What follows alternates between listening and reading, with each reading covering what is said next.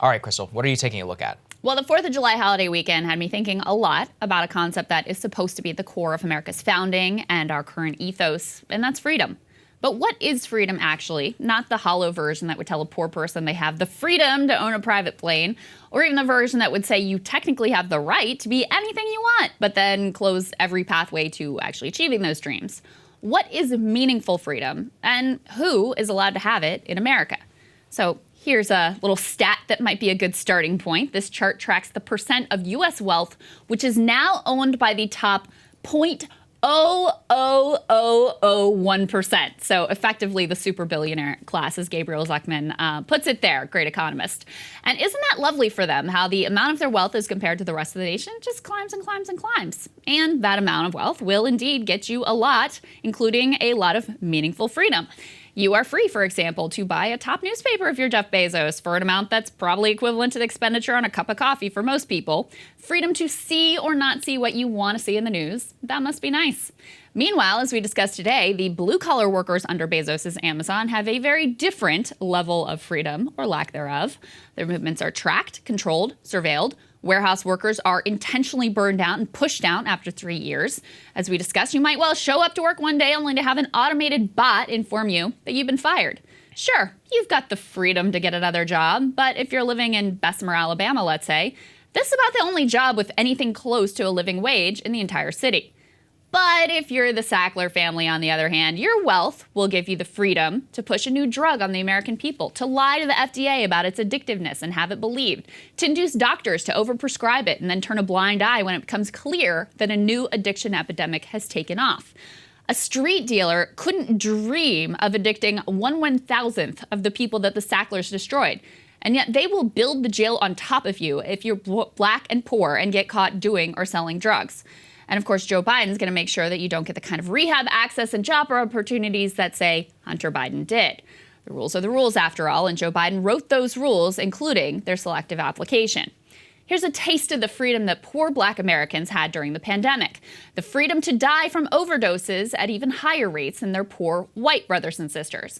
In the city of St. Louis, deaths among black people increased last year at 3 times the rate of white people, skyrocketing more than 33%. Black men in Missouri are now 4 times more likely than a white person to die of an overdose.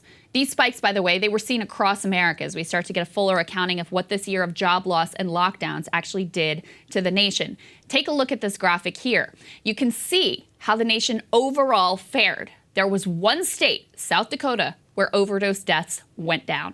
Far more typical were those dark red states. In all of those states, overdose deaths jumped in a single year by more than 40%.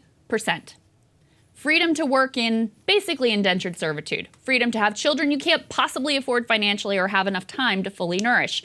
Freedom to rent the American dream from BlackRock with the help of a payday lender.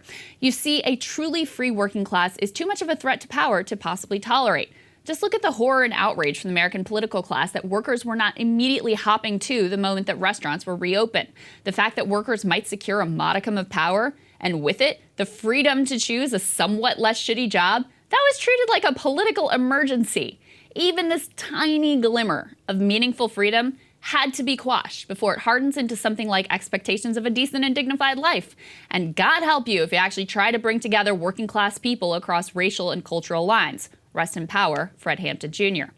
While the rich enjoy vastly more freedom than the poor, whose very existence is a sort of threat to American power, ultimately, I would submit that even the rich are only free so long as they don't rock the boat for the rest of the American power elite. There are some crimes of freedom which the best connections and highest paid lawyers in the land can't protect you from.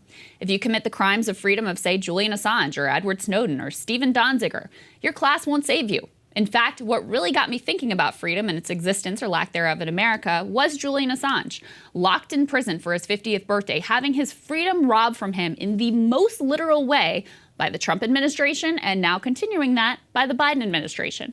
Now, Assange is not an American citizen, but WikiLeaks is founded on a deeply American principle, or at least a principle we purport to be committed to, and that is freedom of speech. In fact, in founding WikiLeaks and delivering on the promise of its founding, Assange was acting as a truly free man. And for exercising that freedom, the U.S. government has sought to destroy him. In this way, America is egalitarian. Wouldn't have mattered if Assange was rich or poor, black or white. His threat to American empire was simply too great. Same for Steven Donziger, who's spending his 700th day on house arrest. What was his crime? Well, standing up for the indigenous people of Ecuador who were poisoned by American multinational Leviathan, Chevron.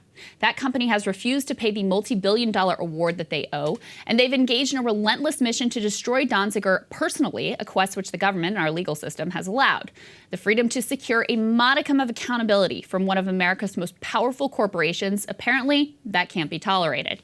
I saw this poll that was done by a right-wing group, and it showed that a majority of young Americans don't feel proud to be American. The group opined that those results were worrisome. Quote, they are a reminder of Ronald Reagan's observation that freedom is never more than one generation away from extinction. My view is a little different. Maybe young Americans, seeing dreams of stability, family, and wealth building stripped from them, just recognize how far away from the American ideal of freedom that they already are. And Sagar, this is where it gets thrown around. Hey guys, thanks so much for watching. That's right. Just as a reminder, you can become a premium subscriber today. Watch the full show completely uncut, our reactions to each other's monologues. You get to listen to it. You get to ask us questions, all that good stuff. Link is right there in the description or at breakingpoints.com. Best of all, great way to say screw you to the mainstream media.